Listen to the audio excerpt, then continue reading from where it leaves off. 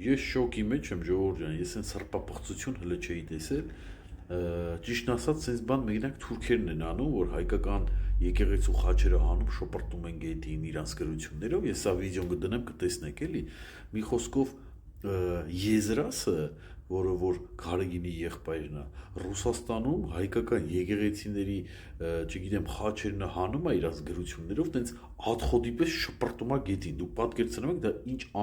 հարգալից վերաբերում վանդալիզմ, Թուրքին համապատասխան վանդալիզմ, դուք պատկերացնում եք,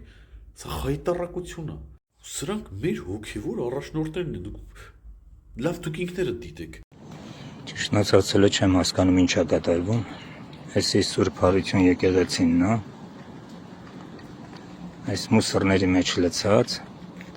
ինչ եմ տեսնում, խաչն է գցած մուսորի մեջ ու գրված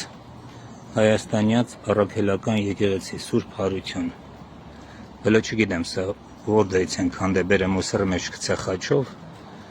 բայց շատ հետաքրքիր բան է, խնդրեմ, Եզրաս կռալով ես սատկելը դու ու դժոխների ներքին դժոխներում ես պապանձվելու այսպեսի վերաբերմունք ցույց բերելու համար իմ եկեղեցու